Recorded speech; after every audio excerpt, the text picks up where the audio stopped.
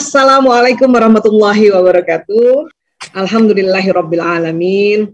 Wassalatu wassalamu ala asyrafil anbiya'i wa mursalin wa ala alihi wa sahbihi ajmain, amma ba'du. Hati-hati mengeluh, karena kadang-kadang kita makin berumur ini mengeluh. Aduh, saya takut, saya khawatir, saya marah, saya sedih, atau mengeluh tentang badan-badan kita. Aduh, sakit. Ya. Apa yang terjadi memang kalimat-kalimat ini juga jalan di badan, ya, dan nanti ditangkap oleh sel-sel ini, nanti ya tambah sakit. Bahkan kalimat-kalimat ini akan menstimulasi hormon yang ada di atas ginjal kita, namanya kelenjar adrenal. Ini ada dua nih. Nah, hormon ini, kelenjar ini mengeluarkan hormon stres. Hormon stres ini terkenal ada 3 serangkai ini, adrenalin, kortisol, dan norepinefrin. Sesungguhnya Allah yang ciptakan ini. Keluar untuk manusia untuk berjaga-jaga atau waspada. Hanya kalau terlalu sering mengeluh, oh ini tambah keluar nanti. Hormon itu nanti masuk pembuluh darah, masuk jantung, nah jantung memompa lagi seluruh tubuh. Nah, nanti sel-sel yang tubuh kita ini menerima informasi, ya dapat lagi hormon stres, udah deh mereka tambah berat kerjanya. Makanya kita diminta untuk berbaik sangka.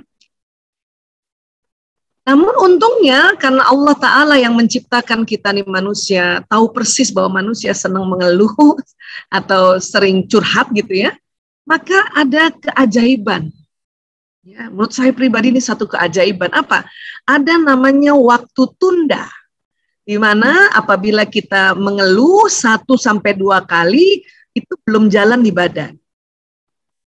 Inilah kesempatan kalau kita misalnya sharing gitu ya, bahwa aduh ya lututku sakit banget, ada 1 kali aja udah ya, karena kalau sudah 3 kali dan seterusnya itu jalan di badan, makanya nanti pesannya jalan lagi sampai lagi ke lutut, nah lutut tambah sakit nanti. Nah, ini yang penting kita tahu berulang-ulang agar kita ya mengurangi keluhan ya, saya kira nggak mungkin sama sekali tidak ya, karena memang diperbolehkan juga sih. Tapi ya nggak boleh sering-sering gitu, ya cepet-cepet move on, cepet-cepet istighfar. Karena pada saat kita istighfar, astagfirullahaladzim, istighfar itu jalan lagi di sistem saraf ini.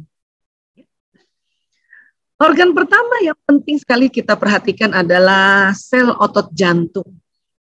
Ya, rupanya ini sel otot jantung ini dia ya sampai usia kita 40 tahun itu sel-sel ototnya ini masih sehat ya. Ya, masih mampu bertahan hingga 40 tahun. Nah, mulai 40 tahun, nah ini ada hal-hal yang ada pergantian sel-selnya. Tapi ada juga antara yang mati dengan yang diganti agak kalah gitu. Karena apa? Karena pola makan kita, pola kehidupan kita, pola manajemen emosi ini mempengaruhi terhadap ya kondisi-kondisi sel otot jantung. Ya. Dan jantung ini bayangkan ya, ini deg-degannya luar biasa ini kan kalau kita ada hal-hal yang menakutkan, mengkhawatirkan, menyedihkan. Jadi sel otot di dinding jantung ini bertahan 40 tahun barulah sel-selnya berganti. Nah pada saat sel-sel yang berganti inilah terkadang percepatannya ini agak kalah dengan kondisi kita. Itulah diminta untuk mengurangi keluhan.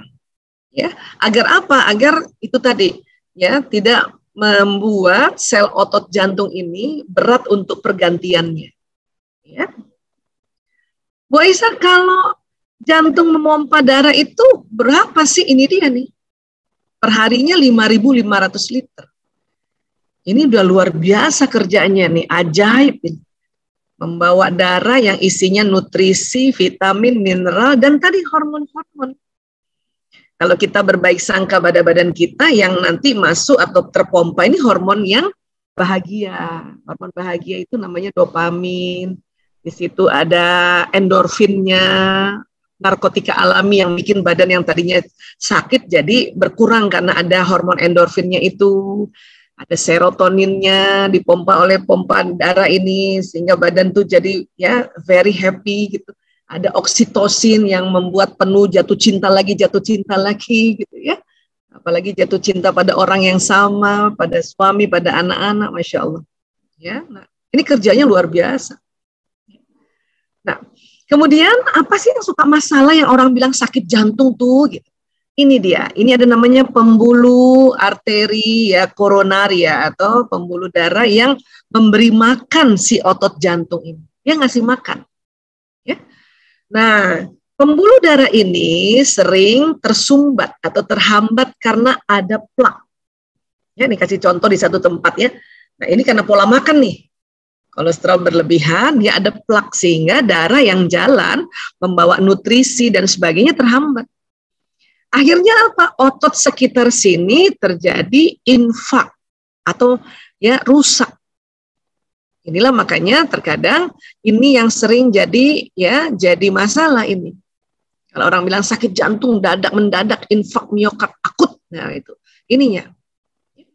Makanya ada teknologi dibuatlah balon arterial. Ya, dimasukkan dulu pakai alat nanti ya.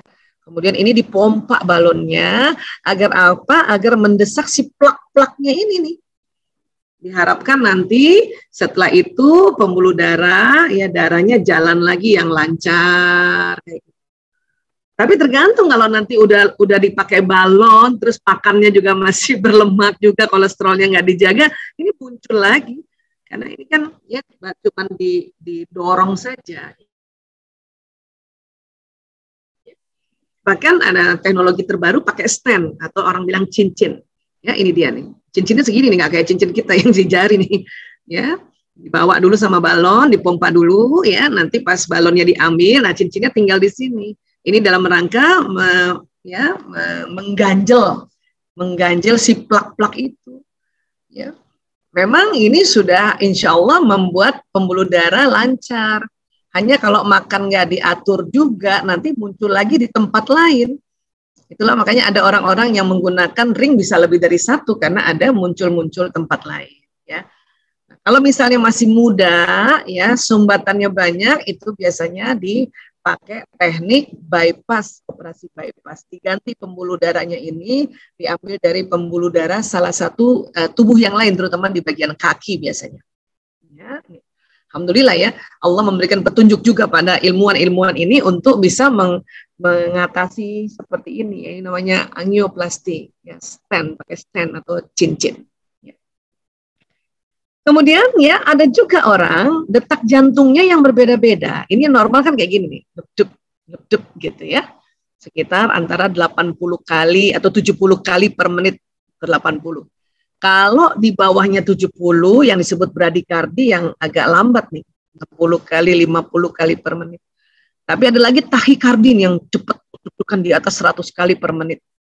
Ya, ini juga nanti yang dua ini adalah satu detak jantung ya atau irama jantung yang sebetulnya sudah ya di luar normal gitu.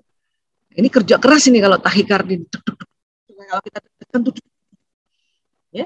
Terkadang munculnya ini karena itu tadi hormon stres tadi yang keluar banyak sekali sehingga itulah makanya mengapa kita diminta untuk tenang dulu, duduk, tarik nafas panjang, ya, kita istighfar, istirja, tenangkan supaya diharapkan ini bisa kembali ke normal lagi. Ya, nah ini yang kita perlu tahu juga kondisi di dalam jantung kita. Kemudian lever, Masya Allah, ini sel lever ini 10 hingga 16 bulan tuh sel-selnya berganti, betulnya. Ya. Ini harus dijaga ya untuk tidak terkena virus. Makanya kan ada tuh namanya hepatitis A, hepatitis B, hepatitis C. Nah itu beda-beda tuh virusnya tuh. Ya, nah sel-sel di lever ini kurang lebih kayak seperti ini. Ini hanya untuk kita lihat saja ya. Mungkin kalau teman-teman sejawat dokter atau yang bekerja di kesehatan dia akan belajar lebih dalam lagi karena ini fungsinya luar biasa sel-sel seperti ini. Ya. Jadi kalau kita lihat lever itu ya bentuknya segitiga seperti ini. Ada lobus yang kiri, ada lobus yang kanan. Ya. Nah, ini ada saluran-salurannya di sini. Gitu. Ya. Kemudian di belakang lever itu ada pankreas. Nah, ini dia 1 tahun nih, per 1 tahun dia ganti sel. Ya, nah pankreas inilah yang menghasilkan insulin. buat orang-orang yang secara genetik beresiko tinggi adanya diabetes mellitus, itu berarti sel di pankreasnya tentu ya ada gangguan atau produksi insulinnya ada gangguan. Sehingga harus ya diet makanan, olahraga harus teratur supaya gula yang masuk ke dalam tubuh itu bisa langsung dipakai. Kalau enggak nanti dia kemana-mana. Kalau gula berlebihan ke sel-sel tubuh, sel-sel tubuhnya nanti terganggu dan akhirnya rusak. Ya. Kemudian ginjal dan vesika urinaria. Inilah ginjal. Ya, Insya Allah nih ginjal. Tadi kita belajar yang di atas ginjal tadi ya, kelenjar adrenal. Ini 2. Nanti dia kaitannya sama vesika urinaria atau kantong kencing gitu ya. Dan teman-teman ya, Insya Allah nih kita akan juga mengalaminya. Nanti di atas 45 tahun atau 50 tahun ke atas ini mulai kita kencing ya. Yang dulu kayaknya kita tahan nggak kencing ya. Nah itu semata-mata karena ya vesika urinarianya ini atau di bagian uretranya ini otot-ototnya ini sudah mulai kendor gitu. Ya. Tapi sekali lagi itu sangat-sangat alamiah. Yang penting kurangi aja mengeluh. Nggak usah ngurang, aduh nih saya kencing-kencing mulu. Ya memang kencing-kencing karena memang sudah waktunya. Hanya kalau kita ngomong begitu terus, maka benar-benar kencing-kencing terus nantinya. Ya, bersyukurlah masih bisa kencing. Karena kalau ada orang nggak bisa kencing, wah nanti lagi kita harus ya cuci darah lagi kan. Nah, jadi kalau ginjal nih, kerjanya ginjal ya kurang lebih kayak gini ya. Ya, dari cairan yang masuk di seluruh tubuh, nanti di ginjal inilah terjadi yang sudah tidak dipakai dia keluar. Buat teman-teman yang semakin umur dan kencingnya masih berbau kencing, bersyukurlah berarti ginjalnya masih bagus ya. Bu Isa, kalau saya makan pete tuh, aduh kencing saya bau pete, bersyukur Bu. Berarti ginjalnya bagus. Ya, karena ada orang juga habis makan pete, kemudian dia nggak bau pete gitu. Wah itu ada apa? Kecuali ya ada teknik-tekniknya supaya nggak bau pete, makan duren. Supaya nggak bau duren, minum kopi. Nah itu yang nanti aromanya berbeda-beda. Ya. Kemudian gaster atau lambung. Nah ini paling sering sekali karena ini kerja keras ya. Lambung ini atau stomach ini sangat kerja keras. Ya tempatnya makanan, tempatnya minuman ya. Jadi kalau makanan masuk nih dari mulut, nanti masuk ke esofagus, ya di sini ya sempat dulu nih makanan ini diproses ya dengan cepat, terus nanti dia masuk ke usus kayak gitu, ya. Nah, kemudian ya di dalam lambung ini memang ada asam lambung Allah ciptakan. Untuk apa? Agar makanan yang masuk dari sini itu dicuci dulu dengan asam lambung. Siapa tahu ada bakterinya, ada virusnya, ada parasitnya dan sebagainya gitu. Hanya ada kondisi-kondisi tertentu asam lambung jadi lebih banyak. Harusnya dia nggak usah banyak-banyak, sepertiga ya, palingnya segitu udah terlalu banyak. Akhirnya apa? Karena ini asam, ya benar-benar warnanya kuning. Jadi dinding lambung kita ini kan kayak handuk ya.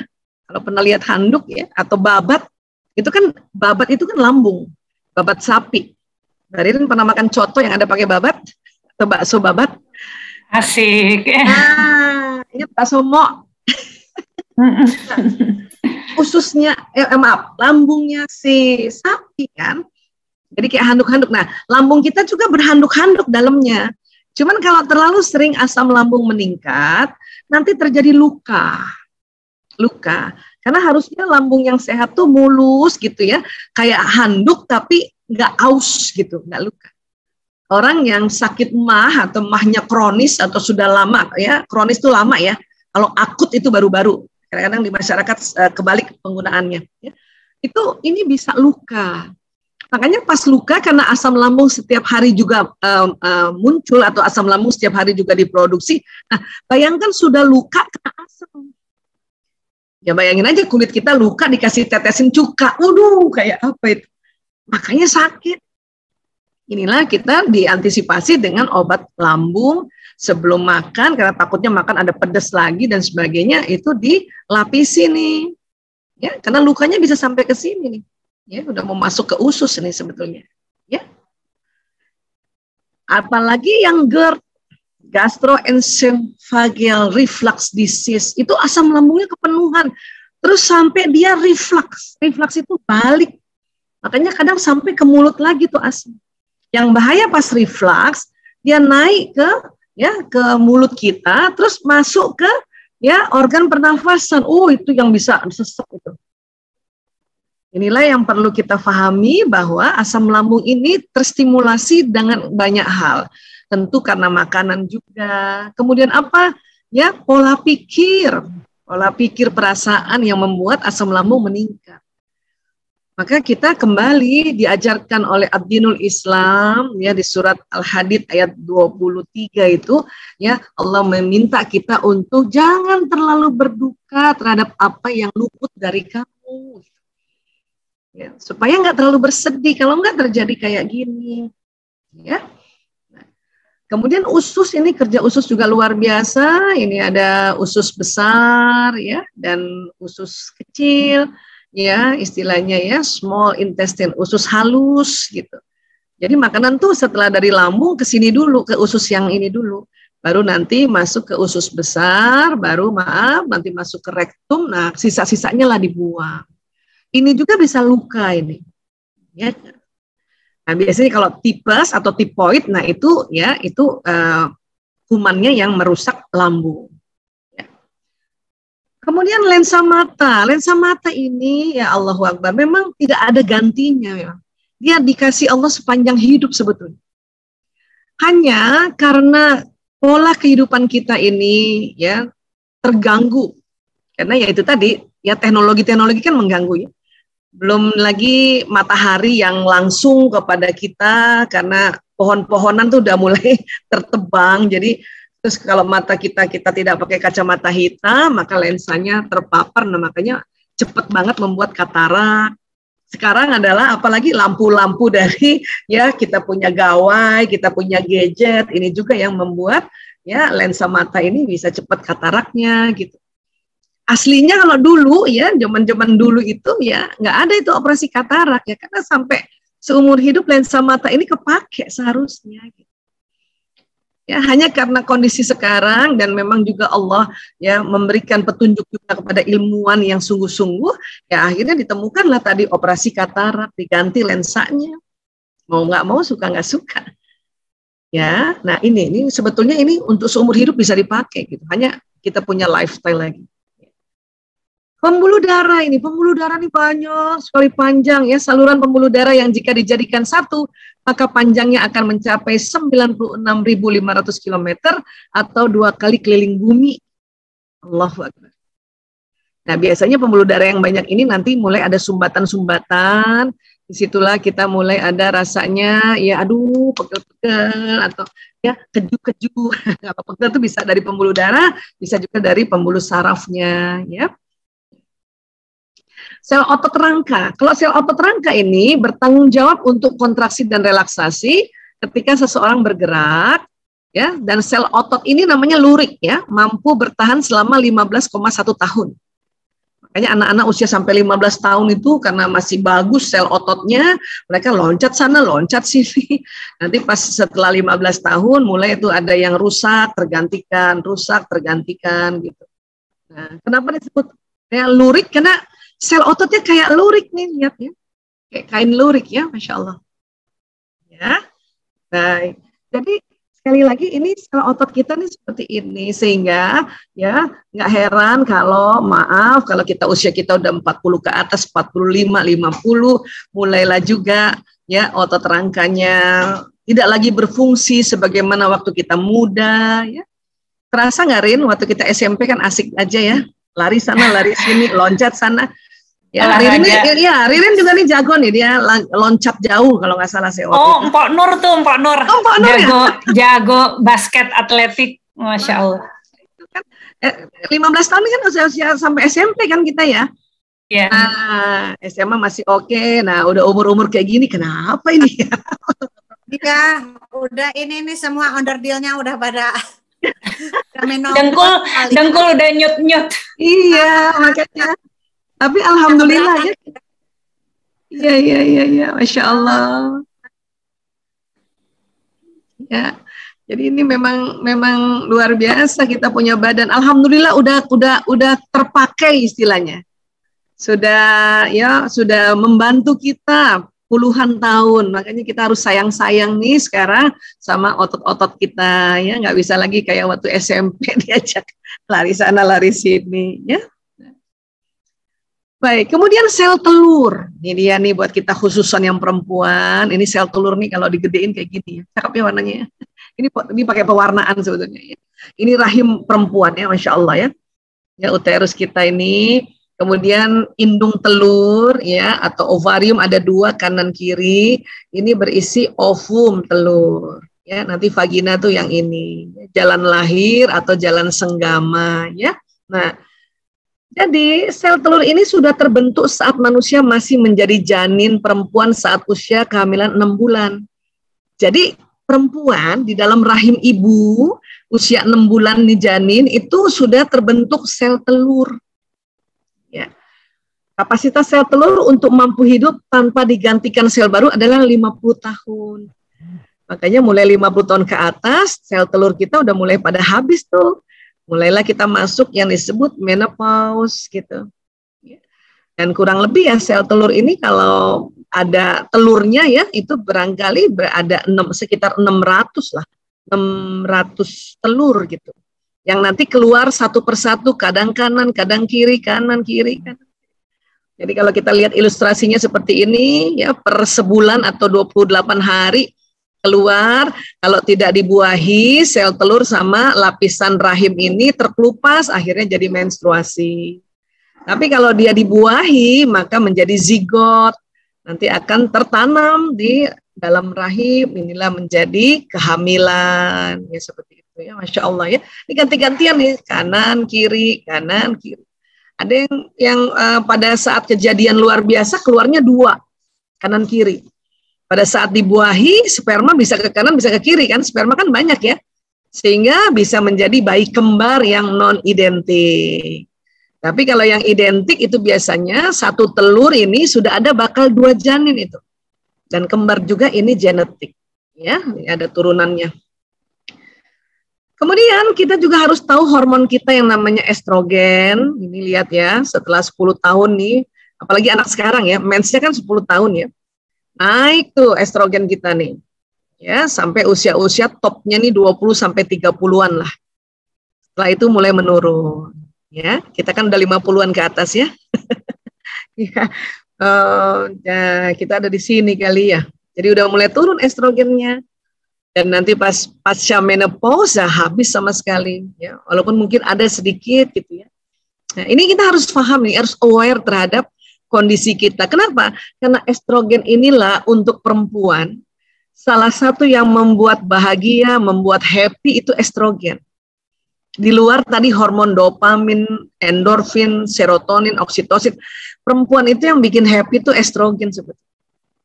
Jadi terbayang nggak pada saat usia kita semakin menurun, estrogennya kurang, jadi terkadang kita mudah tersinggung. Udah mulai belum? Sudah mulai tersinggung. Ya, yang tadinya sih waktu umur-umur segini mau strong, ya.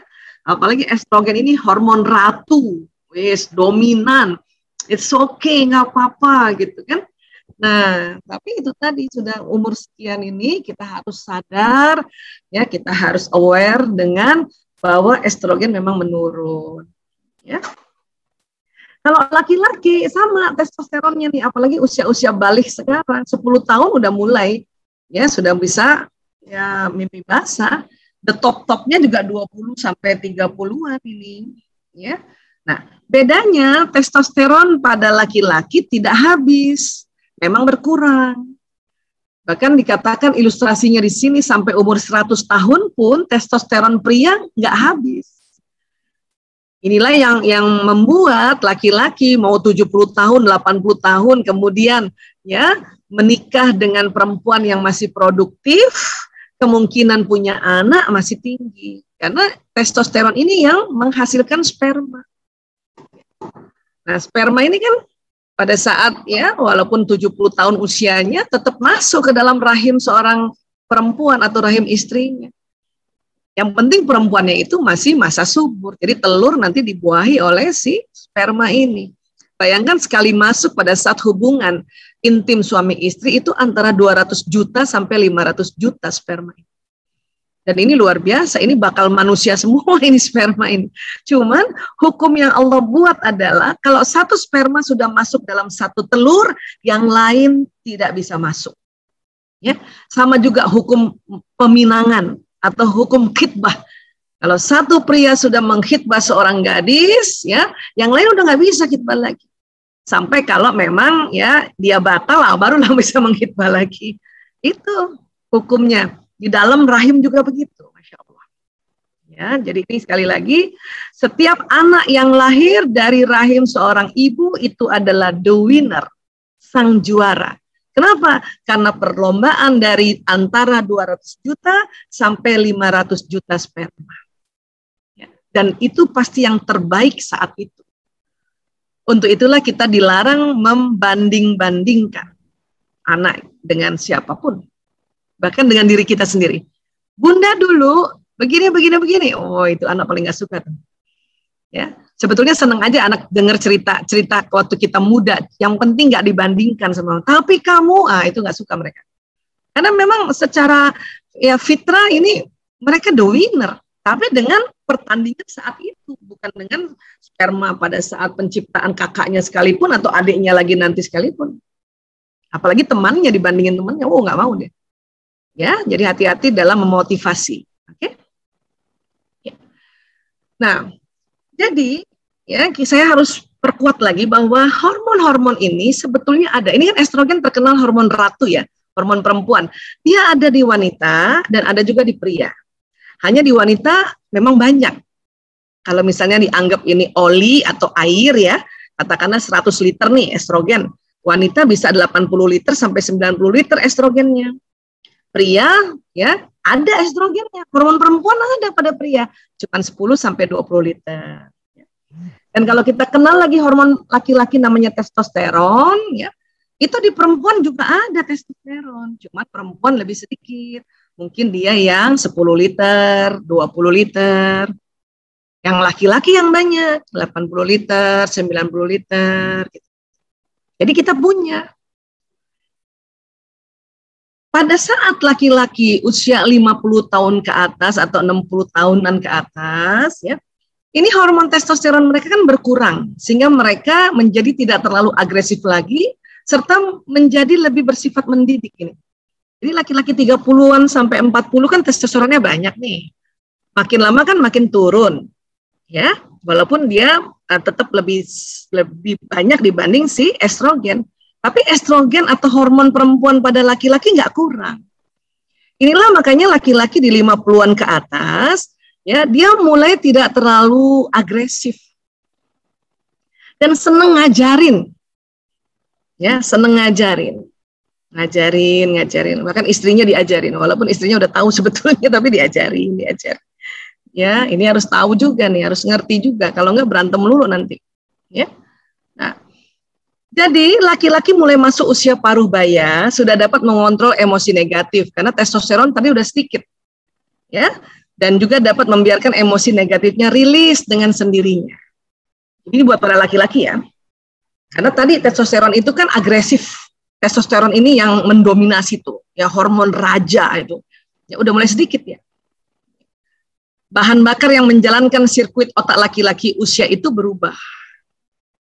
Lebih banyak pengaruh dari estrogen dan oksitosin. Estrogen hormon perempuan. Makanya laki-laki semakin tua semakin gagah. Kenapa? Karena ada estrogennya. Kita nggak bisa bilang semakin cantik karena tadi testosteron pun masih ada, semakin gagah. Coba perhatiin deh. Kok Nur perhatikan ya. Ya, Bang Sandi misalnya ya, semakin tua semakin ganteng loh. Ya. Bu Ririn, Mbak Ririn, suaminya semakin tua semakin ganteng. Mbak Marsha, suaminya udah di atas 50-an belum? Oh belum, jadi belum ganteng. Bu Isa suaminya udah hampir 60, semakin ganteng dia. Semakin ganteng, kenapa? Karena ada estrogen, ada hormon perempuannya itu yang nggak berkurang, itu ganteng. Semakin mau pakai baju yang lebih bagus, semakin gaya, semakin memperhatikan penampilan, dan juga semakin ingin ditemenin, semakin ingin dipeluk-peluk atau ya kalau emang dia nggak suka dipeluk ya dipijit-pijat. Kalau tidur itulah laki-laki. Ya, nah dan juga semakin ya senang ngajarin, makanya dia cocok banget sama cucu-cucu. Ya, senang ngajarin karena yang mau denger ajarannya si bapak-bapak 50 tahun ke atas ini cucu. Kenapa? Karena istrinya mau diajarin, istrinya udah sering, udah berpuluh tahun. Anaknya mau diajarin udah pada gede, bahkan udah pada sekolah di luar negeri lah, atau sekolah di tempat yang lain. Makanya pada saat bapak-bapak berusia 50 tahun ke atas, 55 dan sebagainya, kalau punya cucu, itu cucunya itu yang nanti beruntung. Kenapa? Karena laki-laki semakin tua, apalagi yang levelnya memang CEO gitu kan di otaknya banyak sekali ilmu, banyak sekali pengalaman. Jadi cucunya yang beruntung. Itulah beberapa biografi orang-orang terkenal, ya, itu ada bab tentang kakek, kenangan terhadap kakek. Karena kakeklah yang ngajarin ini itu. Walaupun memang nggak lama ya. Nggak lama, tapi itu tadi. Ya. Sekarang perempuan, ya kita lihat nih, ya estrogennya tuh habis atau sangat turun, dan hormon laki-lakinya kan tetap, ya kan? Jadi wanita sebaliknya pada masa premenopause dan setelah menopause tingkat hormon estrogen menurun hingga perbandingan hormon dalam tubuhnya berubah. Hormon testosteron menjadi lebih tinggi, karena itulah mengapa wanita pada usia 45-50 tahun ke atas tiba-tiba menjadi lebih tegas dan lebih percaya diri. Atau kalau saya bilang tuh lebih lagi jantan-jantannya nih ibu-ibu nih 45 tahun ke atas nih. Ya, di sisi lain lagi jantan-jantannya senang ngurusin orang, senang berorganisasi dan sebagainya ya. Karena kan anaknya udah nggak gelendot sana, nggak gelendot sini. Kalau yang masih 20 sampai 35, sama anaknya masih gelendot sana, gelendot sini, ya udah tenang aja dulu. Nanti 45 tahun ke atas itu sudah mulai nanti akan mengurus orang lain ya. Walaupun sekarang pandemi ya, alhamdulillah juga bisa ngurus lewat dari rumah kan. Inilah karena tadi estrogen kita kan berkurang, tapi hormon laki-laki kita tetap ada. Ya. Nah ini biasanya ya mulai tumbuh rambut itu di pipi itu yang nggak ada cambangnya, akhirnya ada cambangnya sedikit, ada kumis-kumis tipis di ya, tempat kumis. Kalau yang dari awalnya sudah ada kumis, dia makin kuat, makin lebat kumisnya gitu ya. Cuman itu tadi di sisi lain ya, memang senang ngurusin orang, tapi di sisi lain sel-sel tubuhnya sudah berkurang fungsinya, sehingga kadang-kadang stres juga. Bahkan sempat bisa kena stroke ini, apalagi kalau kita nggak aware terhadap kita punya emosi. Jadi dijaga baik-baik ya, karena memang ini lagi jantan-jantannya. Nah ini yang harus saling mengerti dengan suami. Karena apa? Karena suami lagi seneng-senengnya kepengen di rumah, si istri lagi seneng-senengnya pengen ngurusin orang lain. Ini, kalau dulu suami di usia 30 tahun mungkin dia tinggalin si istri nggak masalah, tapi sekarang setiap mau kemana-mana sebetulnya kepengen ditemenin, apalagi yang wataknya memang introvert, yang bahasa kasihnya adalah waktu. Dia mau ditemenin terus. Kalau bapak-bapak yang ekstrovert, yang sekitar ada 10% lah sampai 15% ya, namanya juga ekstrovert, walaupun sudah umurnya 50 tahun ke atas, masih aja suka jalan-jalan sendiri. Nggak, istrinya nggak ikut ya nggak masalah. Ya, karena memang berbeda bahasa kasihnya. Ya, nah ini perlu tahu nih. Masa premenopause, usia 45 tahun sampai 50, siklus estrogen, progesteron, dan testosteron tidak menentu. Minat pada hubungan intim berfluktuasi, lebih sering letih dan cemas, suasana perasaan berubah-ubah dan mudah kesal. Ya, jadi teman-teman yang pramenopause ini harus ngerti ya. Jadi kalau semakin tahu malah semakin kita bisa ya jaga diri, mawas diri, ya atau aware tadi. Ya. Memang kulit jadi kering, keringetan, gatel badan gitu. Ini ya kita atasi aja dengan kita kasih lotion atau apapun yang kulit tuh senengnya yang golongan minyak zaitun atau lidah buaya gitu ya. Nah, minat utama saat ini adalah berhasil melalui hari demi hari serta mengatasi naik turunnya kondisi fisik dan emosi. Jadi di premenopause ini harus tahu juga nih ya, walaupun kita ini tadi kepengen ya ngurusin orang, tapi di sisi lain kita punya estrogen kan menurun nih, udah mulai menurun. Jadi mood ini atau kita punya feeling ini udah mulai berfluktuasi juga. Ya naik turun nih. Inilah makanya tadi bisa jadi stres, bisa jadi ya kena stroke. Oke. Masa menopause ya, usia 51 tahun sampai 58 tahun, estrogen progesteron sudah menurun namun masih tidak menentu ini. Nah, saya ada di sini nih di menopause nih. Ya. Minat pada hubungan intim juga masih berfluktuasi dan juga mudah letih dan cemas. Ya, saya juga termasuk mudah letih dan cemas. Hanya kita siasati dengan belajar memanage kita punya emosi. Ya, tapi tahu diri, nggak mau lagi pecicilan kayak waktu masih lebih muda. Ya. Minat utama saat usia ini adalah meningkatkan kesejahteraan dan menghadapi tantangan-tantangan baru setiap hari. Jadi udah lewat 1 hari aja udah seneng lagi, bismillah besok lagi 1 hari. Nggak mau lagi berpikir nanti 1 tahun ke depan, 5 tahun ke depan, nggak gitu. Kalau dulu umur 20 sampai 35 tahun masih pikir 5 tahun ke depan harus gimana kita 10 tahun. Ya, hari ini udah lewat aja udah syukur gitu. Di usia-usia menopause nih. Ya. Kemudian ada lagi pasca menopause ya. Ini usia 59 tahun dan seterusnya. Di sini hormon kita sudah ya, walaupun rendah tapi sudah stabil dan badan sudah terbiasa. Sudah terbiasa. Lebih banyak merasakan ketenangan. Ya, apalagi ibadahnya tidak lagi terganggu oleh menstruasi. Gairah hidup baru bahkan hasrat seksual yang segar kembali. Buat teman-teman wanita yang 59 tahun dan seterusnya dan masih sehat, nggak ada kendala di rahimnya, tidak ada miom, tidak ada CA di dalam rahimnya, ini lihat, hasrat seksual yang segar kembali. Makanya disebut gairah pasca menopause. Ya. Jadi luar biasa, ini ada masa yang wah, hidup perempuan ini asik banget gitu. Tentu ditunjang dengan suaminya tentu ya. Kalau suaminya memang juga sehat ya, maka ya mereka menikmati dengan baik ya. Ya. Tapi sekali lagi ketenangan ini nih. Karena kita punya ibadah tidak lagi terputus-putus karena kita masa menstruasi. Ya. Minat utama saat usia ini melakukan apa yang ingin dilakukan dan mulai tidak minat untuk mengurus orang banyak. Ya, dia jadi umur 60 tahunan itu udah pokoknya alhamdulillah hari ini udah oke aja, nggak mau organisasi udah pasti mundur nih biasanya ya, walaupun masih senang memantau saja gitu ya.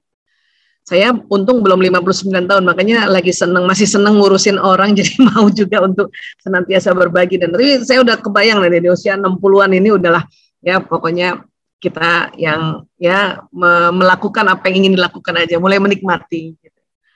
Ya paling nanti kalau ada cucu gitu ya. Tapi ingat nih buat ibu-ibu muda yang masih punya ibu atau punya mertua, ya jangan titipin anak terlalu banyak di usia orang tua kita atau ibu kita yang sudah 59 tahun ke atas, udah nggak sanggup. Kalaupun titip ya sudah, ya titip juga asistennya atau babysitternya karena ini udah memang secara fisik, secara emosi, secara hormonal ini memang ya udah nggak minat lagi ngurus orang banyak walaupun senang punya cucu. Oke, ya. Kemudian sekali lagi ya, sedikit lagi ya, tubuh manusia kan ini tadi nih, yang badan seluler ini. Kita ya saat ini udah usia 45 tahun ke atas harus senantiasa berterima kasih kepada sel-sel ini, pada organ-organ tubuh karena dia telah menemani kita berpuluh tahun. Kalau kita berterima kasih, sel-sel tubuh ini happy, gembira. Makanya mereka semua kompak untuk ya bertahan hidup untuk seseorang yang menghargai atau berterima kasih. Ya. Kita lafazkan terima kasih ya Allah, alhamdulillah ya Allah, wahai sel-sel paruku terima kasih, jantungku, lambungku, ususku, ginjalku, limpaku, kakiku, lututku. Ini harus terima kasih. Ya, karena mereka senang banget kalau diajak bicara. Ya. Kemudian tubuh manusia selain badan seluler, saya pernah juga bahasnya di MT An-Nur ya, ada namanya gelombang atau namanya badan bioplasmik. Saya bahas lagi, tapi ada kaitannya dengan tubuh kita ya, tubuh makin berumur ya. Jadi gelombang ini ya, ini kan dipakai untuk doa, ya kan? Jadi gelombang spiritual ini pada saat kita doa nih, doa itulah di broadcast dengan gelombang ini. Ya. Paling kuat memang dorongannya dari jantung, karena di sini putaran pembuluh meridiannya kenceng nih. Apalagi yang tegak ibadahnya. Ya, tegak sholatnya, saumnya, ya sedekahnya, ini kenceng banget. Makanya orang yang semakin rajin ibadah, semakin sinyalnya kenceng. Ya, dan hati-hati ngomong kalau semakin kita rajin ya tegak sholat kita dan ditambahkan sholat sunnah, ya tegak saum kita dan rajin sedekah, itu hati-hati ngomong. Kenapa? Sinyalnya udah panjang, tapi kalau masih ngomongnya banyak yang berburuk sangka, yang terbroadcast yang buruk sangkanya itu. Jadi hati-hati. Ya, artinya kalau HP-nya udah bagus, sinyalnya udah bagus, pulsanya banyak, chat beritanya atau yang ngirim beritanya berita yang menyedihkan atau berita-berita yang membuat nggak baik gitu ya. Nah, seperti itulah kira-kira ya analoginya. Ya. Jadi ya, ini sinyal ini keluar dari pembuluh meridian ini di bawah kulit. Memang paling kuat yang di jantung. Dia berputar, dia kuat. Apa yang di broadcast itu tadi apa yang diucapkan, apa yang dipikirkan, apa yang dirasakan, apa yang dilihat, apa yang didengar jalan. Ya, nah pada saat kita berdoa itulah doa ini terkirim ke alam semesta. Dan gelombang ini bukan hanya membroadcast, tapi dia menarik peristiwa karena dia ada magnetnya. Wabil khusus yang di daerah jantung, karena jantung ini perkumpulan darah di dalam jantung. Dan darah ada zat besinya. Zat besi ini adalah bahan dasar untuk magnet tubuh.